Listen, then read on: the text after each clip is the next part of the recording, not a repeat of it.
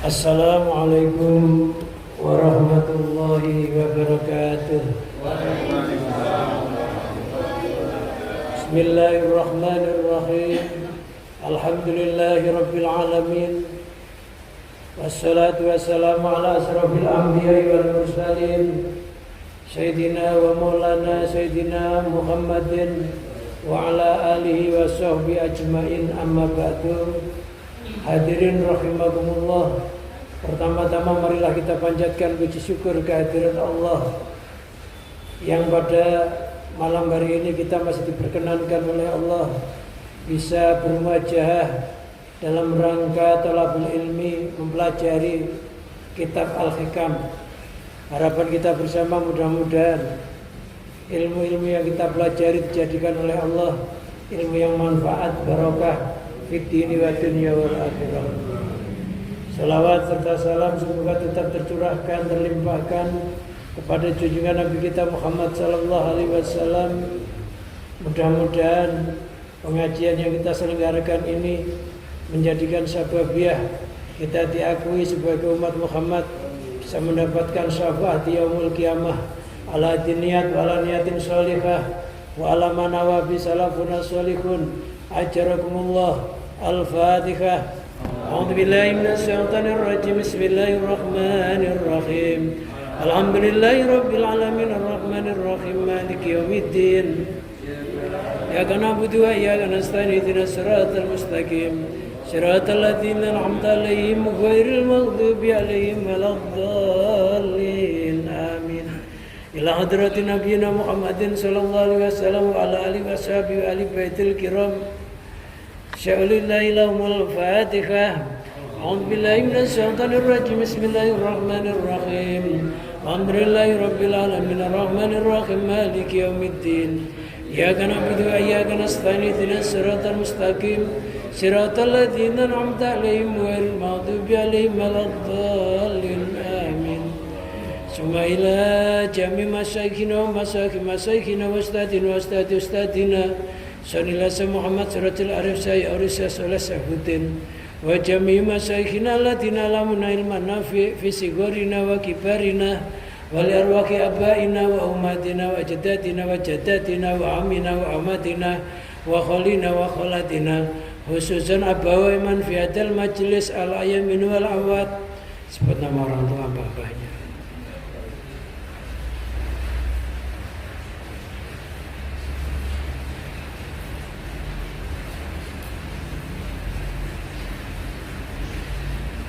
Mufarrad dunuba wa nawara qabran bi nuril imani wa tauhid wal islam wasma bainana wa bainahum fi ridha kama firratika fi dini wa dunya wal akhirah. Lillahi lahumul fatihah.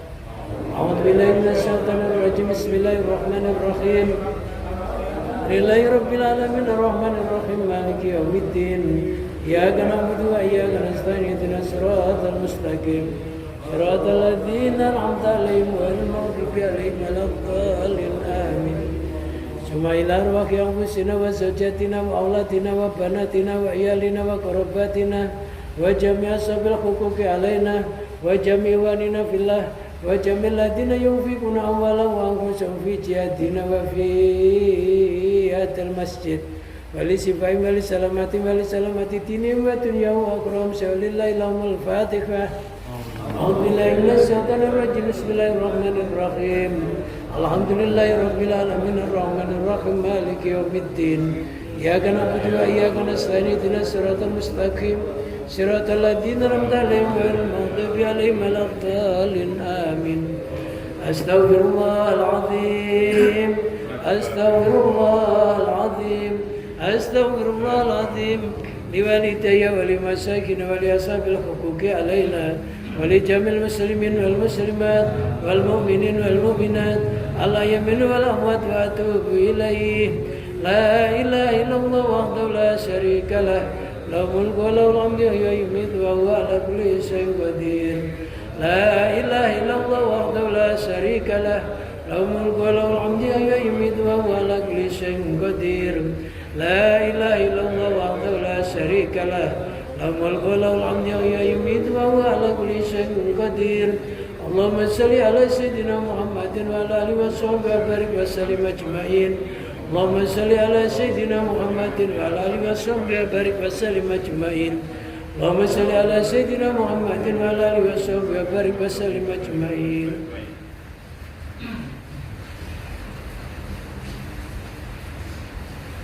Bismillahirrahmanirrahim.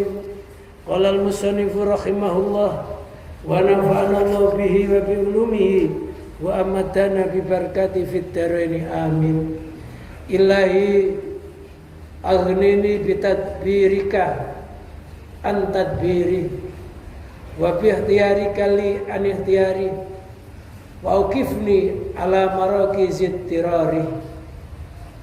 Ilahi Tuhan kami, aghnini bi tadbirika,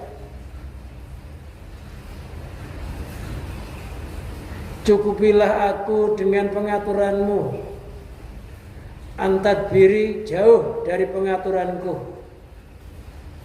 wabihtiarika dan dengan memilihmu, li kepala kepadaku, anikhtiari jauh dari memilihku, waqifni dan hentikanlah aku, alamara kizirtirori atas beberapa markas keterpaksaanku.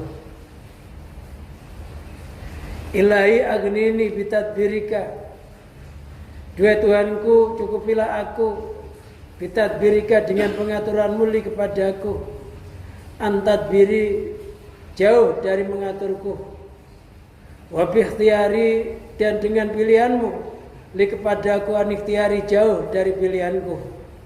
Fa inna tadbiri karena sesungguhnya pengaturanku atau sesungguhnya pengaturanku ahwali nafsi akan beberapa keadaan diriku, waktiari dan memilihku seakan akan sesuatu, minal asya dari beberapa perkara, bimuktada sahwati dengan keharusan sahwatku, wa maili dan condongku, itu munazaatun merebut laka kepadamu, fi rububiyatika di dalam ketuhananmu, li'annaka karena sesungguhnya engkau itu al-munfaridhu dat yang menyendiri, bitadbiri dengan pengaturan, wal ikhtiari dan memilih. Ini adalah munajahnya Ibnu Athaillah, bermunajah kepada Allah, karena pada umumnya manusia itu lupa terhadap pengaturan Allah.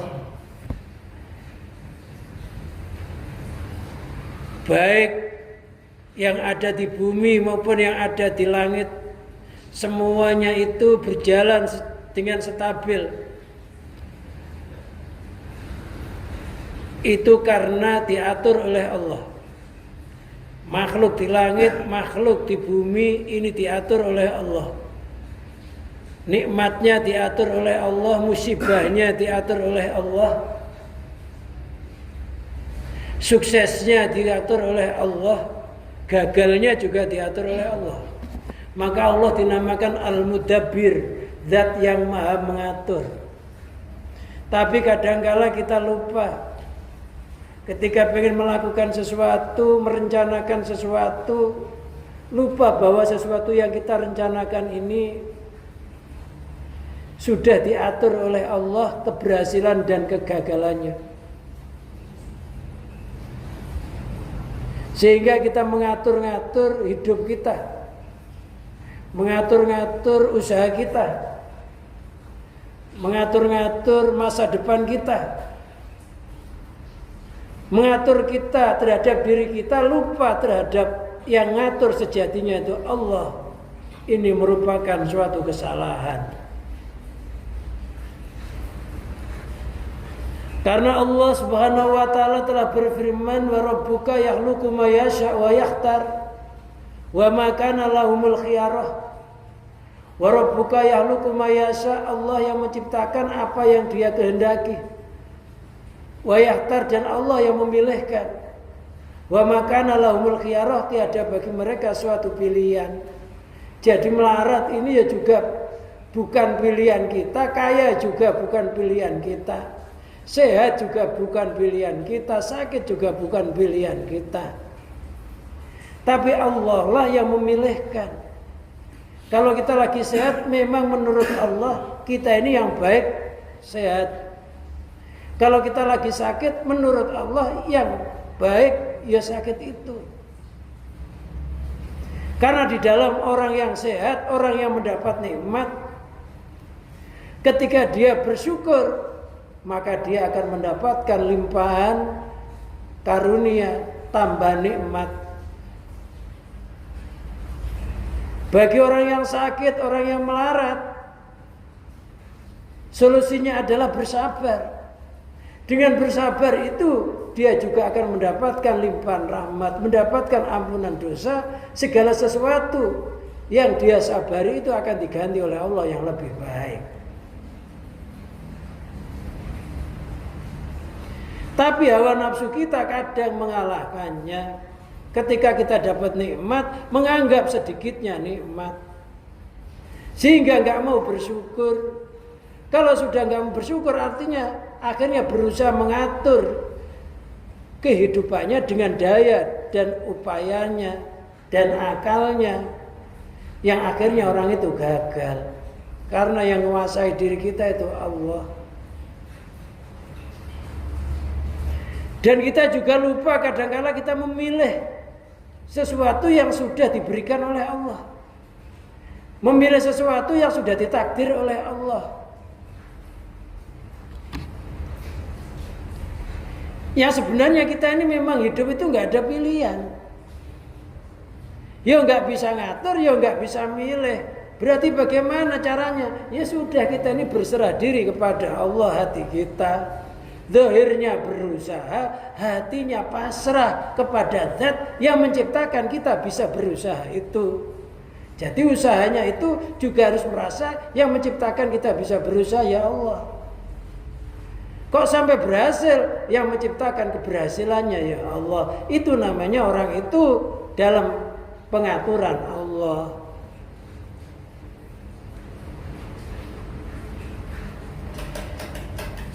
Jadi olehnya kita mengatur diri kita, memilih sesuatu yang nggak mengenakan. Ini memang kita ngikuti syahwat kita, ngikuti hawa nafsu kita. Ini sebenarnya munazaatun, merebut sifatnya Allah. Karena Allah itu yang maha mengatur, nggak boleh selain Allah ikut-ikutan ngatur. Allah itu yang maha memilihkan, nggak boleh makhluk itu ikut-ikutan milih. Kadang-kala kita ini ngikut-ikutan. Ketika kita merasa bisa memilih, merasa bisa mengatur, itu namanya merebut sifatnya Allah. Dan orang itu susah untuk mencapai keberhasilan. Maka dikatakan dalam pelajaran yang lalu, arih nafsaka minat tadbir, maka mabi geruka latakum ma'ahu. Istirahatkanlah dirimu dari ngatur-ngatur Allah. Kalau dirimu itu sudah ada yang ngatur yaitu Allah, kamu nggak usah ikut-ikutan ngatur.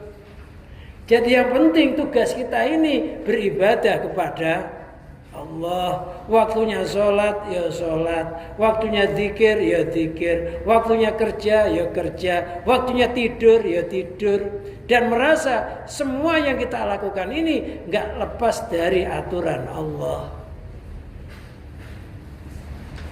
Jadi jangan membuat aturan sendiri. Boleh ngatur, tapi hatinya itu harus yang maha ngatur itu Allah. Saya punya ide kayak begini ini, yang menimbulkan idenya Allah. Ketika dilaksanakan, yang punya daya kekuatan untuk melaksanakan ide saya itu Allah. Sukses dan bangkrutnya hatinya merasa dalam ketentuan Allah. Jadi boleh kita punya ide-ide, punya rancangan-rancangan, tapi harus merasa ide dan rancangan yang timbul dari diri kita ini hakikatnya timbulnya dari Allah. Allah memberikan ilham, kamu harus begini, kamu harus begitu. Terus ketika kita laksanakan, jangan lupa pelaksanaan itu yang menggerakkan, yang menguasai kita bisa melaksanakan itu Allah. Sehingga apapun yang terjadi nggak lepas dari sifat kuasa dan kehendaknya Allah. Yang begitu itu yang dinamakan nilai ibadah. Itu ditulis ibadah karena nggak lupa Allah. Kebanyakan kita kan idenya nimbul dari kita sendiri. Ya. Kita punya rancangan, merasa punya rancangan sendiri. Loh, ketika sesuatu itu merasa timbulnya dari diri kita sendiri, ketika ide kita, rancangan kita nggak cocok sama pendapatnya orang lain, kita marah.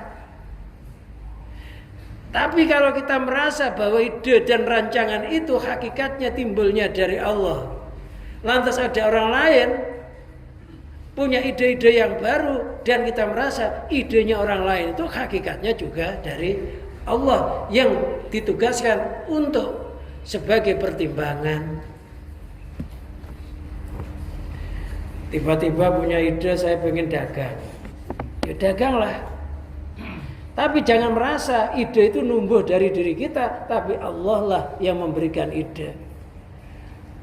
Lantas kita berusaha melakukan dagang itu. Ketika kita berusaha melakukan perdagangan itu, merasalah yang menciptakan usaha kita. Dalam usaha itu hakikatnya Allah.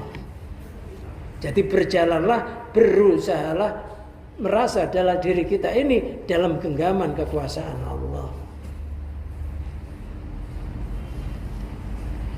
Waqifni, dan hentikanlah aku ala maraki zitirari, atas beberapa markas keterpaksaanku. Markas itu tempat menetap. Al-maraki artinya beberapa markas. Jam'u markazin, jamaknya mufrad markazin, dijamakkan marakis, namanya jamak taksir, sighat muntahal jumuk.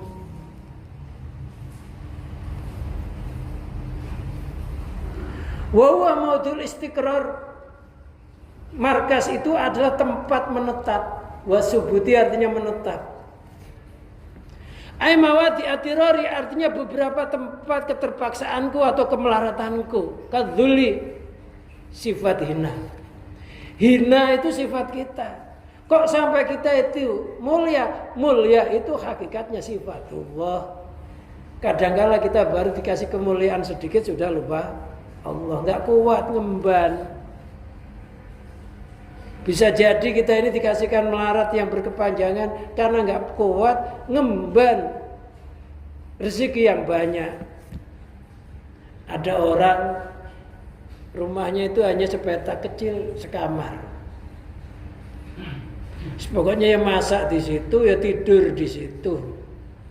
Ada tamu ya di situ juga. Nah, rumah yang kecil itu, kontrakan yang kecil itu kumel. Banyak pakaian-pakaian yang lusuh, temboknya hitam, atasnya itu banyak sarang laba-laba. Dan sepanjang masa orang itu hidupnya begitu aja. Hal itu perlu dikoreksi kembali. Bukan Allah nggak mau mengangkat derajatnya orang itu, tapi orang itu dikasih sedikit sudah nggak bisa bersyukur. Maka dikatakan malam yaskuril qalil lam yaskuril kasir. Barang siapa kalau dikasih sedikit aja nggak bisa terima kasih, lo kalau dikasih banyak ya malah kufur. Lo dikasih sedikit aja, rumah segitu aja udah kumuh. Mau ngecat, ini kontrakan, bukan tugas saya. Padahal cat beratnya berapa palingnya? Sarang laba-laba, ini rumah kontrakan aja. Udah nggak dipel, kadang anaknya pipis di situ. Orang yang demikian itu orang yang nggak bisa mensyukuri nikmat Allah. Dikasih sedikit aja nggak bisa ngerawat. Bagaimana kalau kasih lokasi yang lebih besar? Ya tentu lebih berantakan. Makanya rumah, musola, masjid, ya ini yang dirawat. Ketika kita nyedot niati mensyukuri nikmat Allah, alhamdulillah ada masjid, ada orang yang nyumbang karpet. Sebagai terima kasih kepada Allah saya sedotin. Loh, nyedot karpet, buang sampah. Ini adalah 70 dari juz ranting keimanan. Jadi iman itu paling tinggi la ilaha illallah, rendah-rendahnya iman itu buang kotoran. Makanya dikatakan an-nadhafatu minal iman, kebersihan sebagian dari iman. Yang pada hakikatnya ketika kita membuang sampah itu, sebenarnya sampah hati kita itu yang kita buang. Maka orang itu hatinya itu kotor apa enggak, itu dilihat lokasinya itu kumel apa enggak. Kalau orang itu kumel, sampahnya kemana-mana enggak dibuang, ya hatinya ya penuh sampah begitu.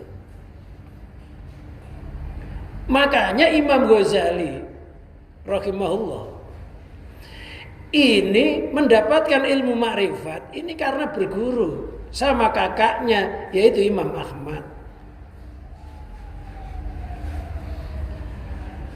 Ketika Imam Ghazali disuruh jamaah sama kakaknya, biasanya yang ketika Imam Ahmad disuruh jamaah sama adiknya Imam Ghazali, karena Imam Ghazali ketika itu gelarnya Hujatul Islam, dosen, rektor, santrinya banyak, pengikutnya banyak. Lah, Imam Ahmad ini nggak pernah berjamaah sama Imam Ghazali. Suatu saat sama ibunya ditegur, nak, sekali-kali kamu itu sholat berjamaah sama adikmu. Karena kesannya di masyarakat ya nggak enak, ngajak orang sholat jamaah, keluarganya sendiri nggak mau jamaah. Itu bisa dilihat ceritanya dalam kitab Maraqil Ubudiyah. Akhirnya Imam Ahmad itu ngikuti sholat jamaah. Ketika ngikuti sholat jamaah, di pertengahan sholat Imam Ahmad ini mufaraqah. Mufaraqah itu niat misa nggak jamaah, nggak jadi makmum. Jadi kalau kita sholat, misalkan lihat imamnya ini bacanya nggak fasih, nggak bisa membedakan antara huruf, maka kita dianjurkan mufaraqah. Atau melihat imamnya ini ketika sujud kakinya nggak mancat, kayak bebek delojor gitu. Mestinya kan orang sujud itu jari-jari kaki itu harus mancat begini, batinnya itu mancat, negak, nggak boleh sampai begini. Kalau kita sampai lihat imam sholatnya jarinya begini, nggak sampai mancat begini, kita dianjurkan mufaraqah karena sujudnya orang itu nggak sah.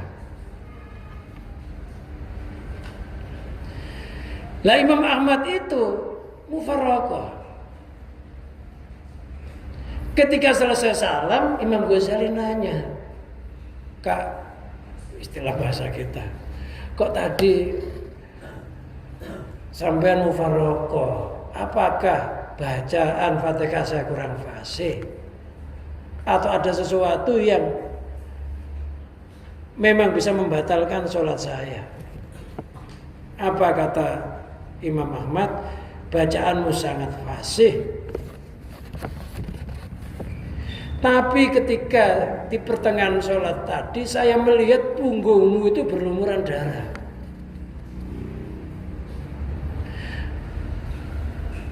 Ketika saya melihat punggungmu berlumuran darah, maka saya mufaraqah. Kata Imam Ghazali, akhirnya kaget Imam Ghazali itu. Iya ya. Ketika saya sholat di pertengahan sholat tadi, hati saya itu memikir-mikir tentang fikih babul haid, tentang perubahan darah wanita yang haid itu. Itu di mata kasabnya Imam Ahmad sudah berlumuran darah. Akhirnya Imam Ghazali kaget, kok ngerti bisa mukasafah kayak begitu? Ini ilmu dari mana? Gurunya siapa? Akhirnya Imam Ghazali pengen berguru sama gurunya Imam Ahmad. Sama Imam Ahmad dibilangin, guru saya ini nggak masyhur di muka bumi, nggak ada orang ngatakan itu kiai, itu syekh juga nggak ada. Guru saya ini tukang sol sepatu. Kalau sampai ingin berguru sama guru saya, apa sampai nanti nggak malu? Wah sampai ini orang terkenal, orang masyhur, punya guru tukang sol sepatu. Tapi karena tekadnya sudah kuat, sudah bulat, maka Imam Ghazali nemui gurunya Imam Ahmad.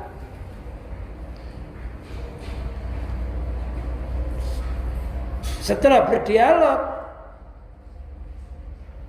gurunya Imam Ahmad ngomong, apa kamu itu kuat berguru sama saya? Yang pertama, kamu berguru sama orang yang gak ada harganya di kalangan masyarakat, padahal kamu orang besar. Yang keduanya, kalau kamu ngotot pengen berguru sama saya punya permintaan. Dan saya khawatir kamu gak bisa melayani permintaan saya ini.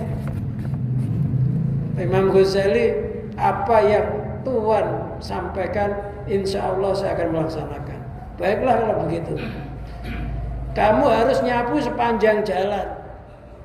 Nyapunya nggak boleh pakai sapu, tiap-tiap sampah diambili pakai tangan.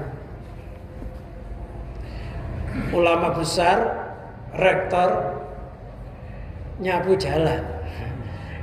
Dilihat orang kan. Sepanjang itu, ketika ada tai mau diambil pakai alat sama gurunya itu, oh nggak boleh, itu harus pakai tanganmu. Ketika mau dipakai tangannya dicegah. Udahlah, udah cukup. Sebenarnya saya hanya nguji kesetiaanmu itu kayak apa. Kamu itu masih melihat makhluk apa enggak? Kalau kamu masih melihat makhluk, pasti kamu malu. Yang sebenarnya sampah-sampah saya suruh buang itu membuang egomu, membuang kebesaranmu di kalangan masyarakat, karena selama ini kamu merasa dirimu itu lebih besar daripada yang lainnya, lebih hebat. Mengertilah, setiap sampah yang kamu buang itu sebenarnya kamu membuang sampah hatimu sendiri. Makanya buang sampah, buang kotoran di jalan itu termasuk juz dari 70 keimanan. Sambil berdoa, kita buang ini, nyedotin, nyapu, ya diniati buang kotoran dirinya sendiri. Mudah-mudahan hati saya jadi bersih. Nah, akhirnya Imam Ghazali berguru karena ngikuti persyaratannya, akhirnya bisa mendapatkan ilmu ma'rifat billah. Gini, hanya gara-gara nyapu mas kawinnya. Kita nyapunya masih pakai sapu ya. Di musola gak malu, gak di jalan gak ada yang nonton. Ya. Jadi setiap membuang sampah, membuang kotoran, niati membuang kotoran hati kita sendiri. Jadi kalau kita ngecat begini, niatnya mensyukuri nikmat Allah. Ngecat, nyapu, ngepel, ini nikmat Allah, harus saya rawat. Kenapa? Karena Allahul Jamil yuhibbul jamal. Allah itu zat yang elok, cinta ke elok. Karena Allah itu cinta keindahan, bukan cinta kekumelan. Makanya apa saja, ya nggak usah nunggu disuruh. Oh saya kan bukan marbotnya. Bukan marbotnya, kalau ada sampah ya dibuang-buang aja. Niatilah membuang kotoran hati sendiri. Maka banyak ulama-ulama yang bergurunya itu dulu ngurasi comberan, itu nggak sedikit. Nggak lama dapat ilmu laduni. Jangan gengsian, jangan gengsian, jangan gengsian, gampang jijian. Ya insya Allah orang itu kalau punya tempat kecil, dirawat dengan baik, dengan indah, orang kalau masuk kan senang hatinya. Nyenengin hati orang ya dapat pahala. Insya Allah Allah akan memberikan tempat tinggal yang lebih luas, karena orang itu telah berterima kasih kepada Allah. Oh ini dikasih sedikit, dirawat dengan benar. Oh kalau gitu saya tambahin.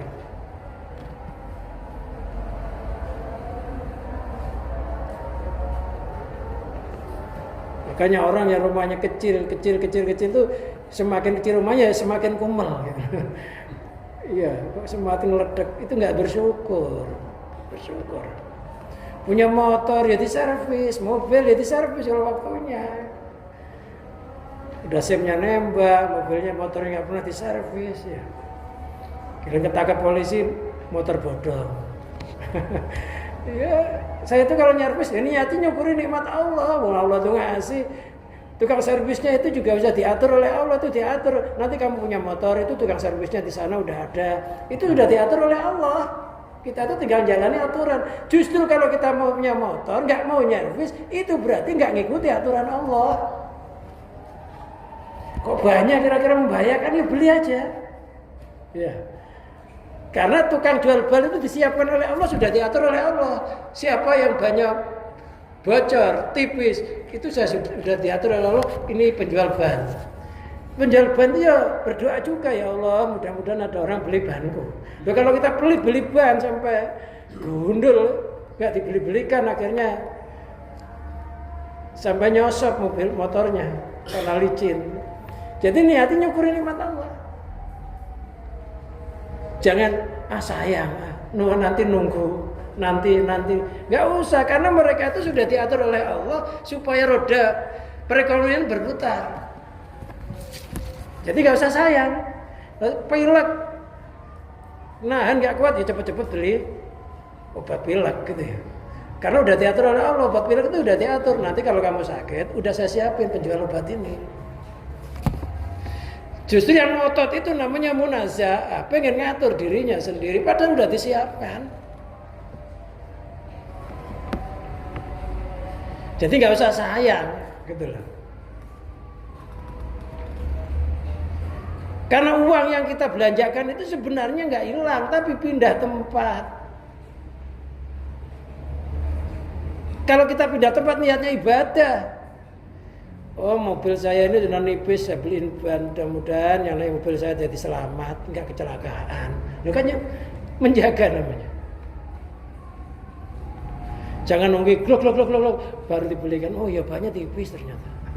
Ya salah. Motor ya jangan sampai ledak, ya dilap, ya dicuci, ya diservis. Ini mensyukuri nikmat Allah. Jangan dikiranya itu nggak syukur. Nah, kalau orang munafik itu kalau bersih-bersih ngecat rumah niatnya pamer, tapi kalau orang alim ibadah, orang ahli tauhid niatnya mensyukuri nikmat Allah. Beda, rumahnya sama tapi niatnya beda.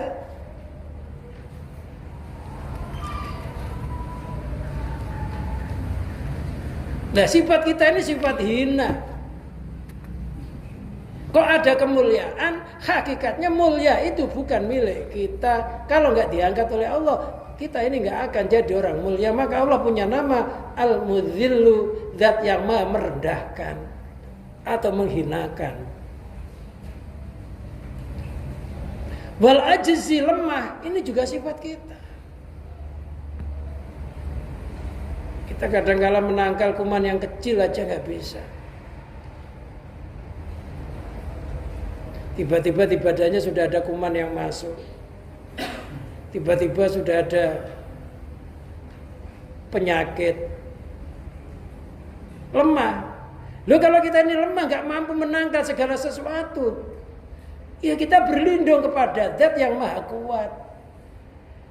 Kalau kita hina, berlindung, memohon kepada zat yang maha memuliakan. Kita bisanya berlindung. Kalau kita suruh ngurusi penyakit yang masuk begini begitu bingung. Penyakit itu banyak banget.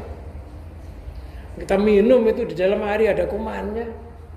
Rambut kita juga ada kumannya. Udara itu kadang ya juga ada ya kuman, ya ada apa namanya? Ya penyakit. Jadi kita sebenarnya berlindung, ya Allah, lindungilah badan saya dari seluruh penyakit yang besar maupun yang kecil. Ya bisanya begitu. Kalau sholat subuh syukur kalau kunutnya ditambah ulama fa'anal bala wal ghala wal waba wa ta'un wa jami' amradil badan, seluruh penyakit badan, fil jasadi wa ruh, yang hinggap di jasad dan roh umpamanya. Nah, kalau sudah berlindung begitu penyakit tetap nempel. Ya bukan urusan kita. Ya berdoa, makan ya baca bismillah. Mudah-mudahan kalau ada penyakit netral kan itu ya.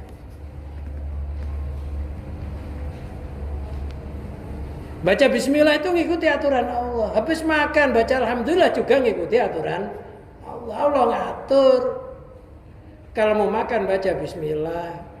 Kalau udah baca bismillah masuk ke perutmu, kamu nggak usah bingung yang proses bagaimana.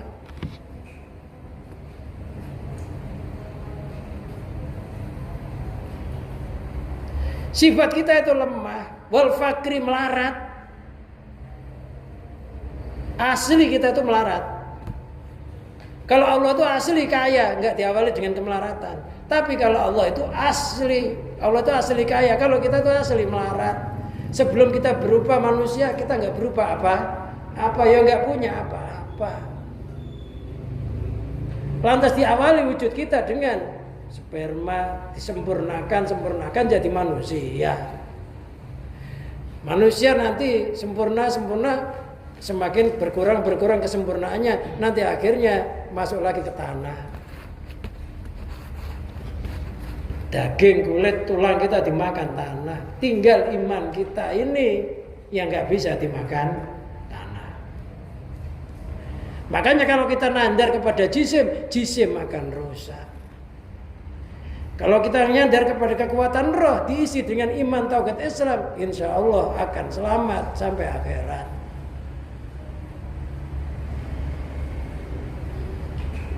Asli kita itu melarat. Makanya segala sesuatu yang kita miliki ini bersyukurlah. Orang melarat itu kalau dikasih, ya bisanya hanya terima kasih.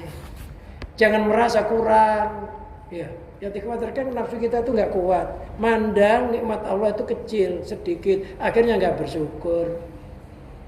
Kalau lagi taat, yang dikhawatirkan hati kita itu nggak bisa memandang bahwa taat itu merupakan anugerah dan pertolongannya Allah, sehingga sombong. Kalau kena bala dikhawatirkan nggak bisa sabar. Yang gitu aja, nafsu kita yang nggak kuat. Subihat bil mawati allati yastakiru fiha. Sifat hina, sifat lemah, sifat fakir itu diserupakan dengan tempat yang untuk tempat tinggal di dalamnya, untuk menetap. Fawa mawadi'u itibariyah, itu adalah tempat yang hanya sebagai gambaran. Yang bagi lil abdi alla yufariqaha, sepatutnya bagi seorang hamba itu tidak pernah memisah di dalam hatinya.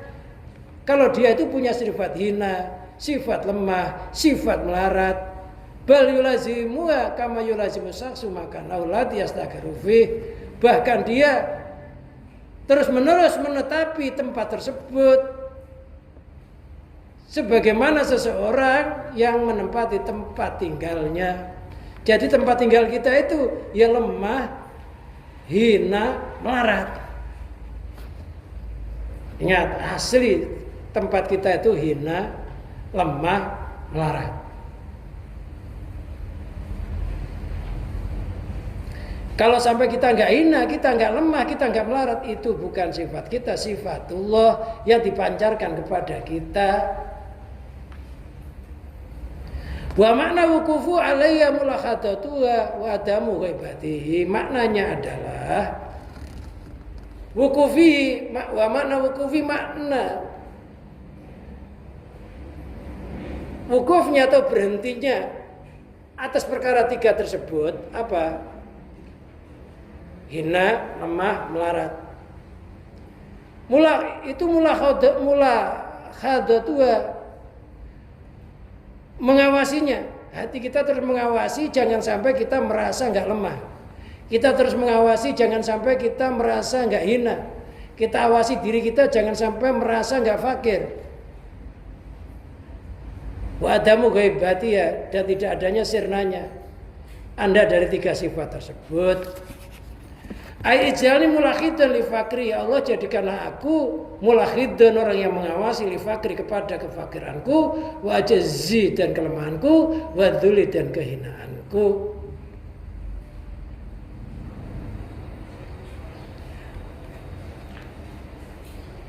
Merasa fakir, kalau kita pengen disodaki oleh Allah, kita harus merasa fakir. Fakir apa? Ya melarat jasad, ya melarat roh, ya melarat amal, melarat hidup, melarat harta benda, semuanya itu merasa milik Allah, itu namanya fakir. Kalau sudah kita merasa begitu, innama shodaqatu lil fuqara'i wal masakin. Sedekah itu diberikan kepada fakir miskin. Jadi kalau kita ingin disedekah oleh Allah, harus merasa fakir. Merasa fakir kita ini bukan nggak punya duit.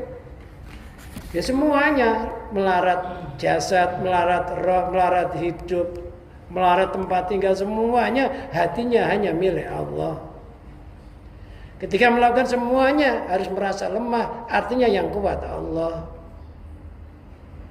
Alatiyah mawati itirori, yang mana 3 sifat itu merupakan tempat itirori, keterpaksaanku atau tempat kemelaratanku. Au mulazamatuha wa tahaqquqa biha, atau ya, senantiasa menetapinya, membuktikannya. Ai ij'alni mulaziman laha, artinya jadikanlah padaku mulaziman, orang yang menetapi lah kepada 3 sifat, wa mutahaqqiqan biha, dan orang yang menyatakan dengan sifat tersebut. Ini udah bakasannya Ibnu Nawawi, itu fatwa seterusnya itu. Wallahu a'lam bishawab. Jadi intinya dalam pelajaran ini satu, jangan merasa bisa mengatur diri kita. Kita harus merasa yang bisa mengatur diri kita, keluarga kita, dan alam semesta itu hanya satu Allah. Yang kedua, ketika kita memilih sesuatu, jangan lupa hakikatnya yang bisa memilihkan itu Allah. Lantas di dalam hati kita ditanamkan satu, rasa hina. Hina itu artinya ya hina itu nggak ada harganya. Kok sampai kita ini berharga, Allah yang angkat. Merasa lemah, bahkan kita berkedip aja jangan merasa bisa berkedip. Yang bisa ngedipkan hakikatnya Allah, ya nafasnya, ya semuanya.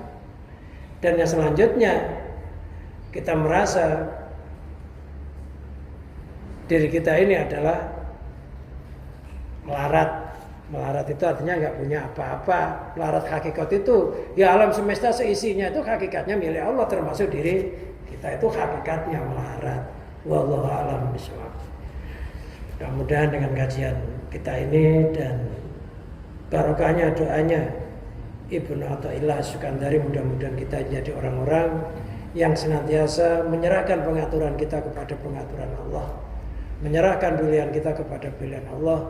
Mudah-mudahan kita ditolong, hati kita senantiasa merasa hina, merasa lemah, merasa fakir, sehingga secara dairiah kita diangkat derajatnya oleh Allah, derajat yang lebih mulia dunia sampai akhirat. Bi barakatil Fatihah.